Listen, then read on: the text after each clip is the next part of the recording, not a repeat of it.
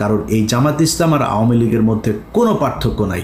5 তারিখের পর থেকে এখনও পর্যন্ত জামাত ইসলামের অনেক নেতার বাড়িতে আওয়ামী লীগের লোকজনকে লুকিয়ে রাখা হয়েছে।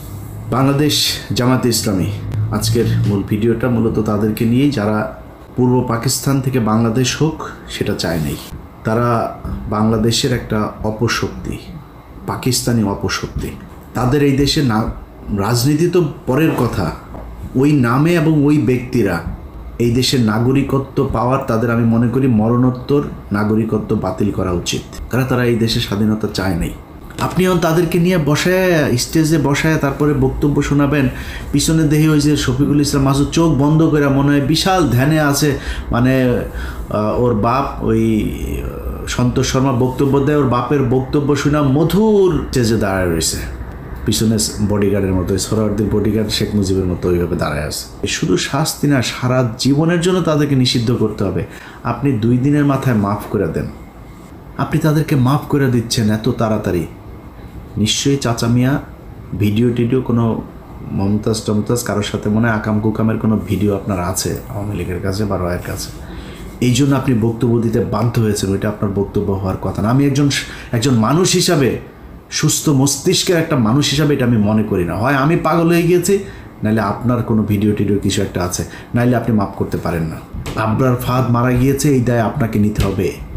আপনি ইসলাম নিয়ে রাজনীতি করেন, এই জন্য আপনার নামে যাদেরকে ফজরের নামাজ পড়তে যাওয়ার কারণে জঙ্গি বানিয়ে শিবির ট্যাগ দিয়ে তারপরে ফাঁসি দেওয়া হয়েছে, ক্রসফায়ার দেওয়া হয়েছে, যাদের স্ত্রীদেরকে ধর্ষণ করা হয়েছে, এর সব দায় জামাত ইসলামকে নিতে হবে। এই জন্য আপনার দায় অনেক বেশি বিএনপির চাইতে। এই কষ্ট আপনাদের উপরের এই তাহের ঠাকুরের মতো, এই তাহের মিয়ার মতো এরকম 2-4 জন রয়ের এজেন্টকে নিয়ে আপনি এই পুরো দেশের সব মানুষকে বিপদে ফেলতে পারেন না।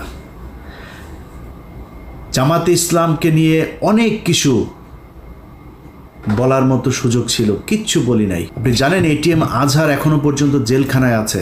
বাংলাদেশের মানুষকে বিষয়টা বলি, কেন আছে জেলে জানেন?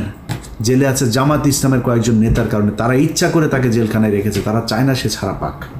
5 তারিখের পর থেকে এখনো পর্যন্ত জামাত ইসলামের অনেক নেতার বাড়িতে আওয়ামী লীগের লোকজনকে লুকিয়ে রাখা হয়েছে। শিবিরের ছেলে পেলে যায় কিছু কিছু জায়গা থেকে তুলে জোর করে তারপর জামাতের সাথে যুদ্ধ করে তাদেরকে বের করেছে। জামাত ইসলামের সাথে শিবিরের একদম খুব স্পষ্ট কিছু দ্বন্দ্ব, তারা সেই বিষয়গুলো বাইরে আসতে দেয় নাই, কিন্তু সেই দ্বন্দ্বগুলো এখন প্রকাশ পাচ্ছে।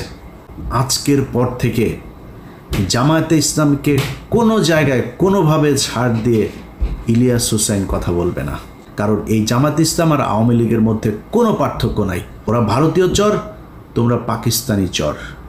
আমরা পাকিস্তানের সাথে প্রচণ্ড ভালো সম্পর্ক রাখতে চাই, কিন্তু তুমি পাকিস্তানের হয়ে এই দেশের বিরুদ্ধে, মানুষের বিরুদ্ধে যুদ্ধ করে তারপরে এই দেশে এসে রাজনীতি করবা। রাজনীতি করতে এসে যখন যার দিকে মনে চায় তার পক্ষ হয়ে কাজ করবা, আর তোমারে আমরা কোলে তুলা নাচবো, এটা মনে করার কোনো কারণ নাই।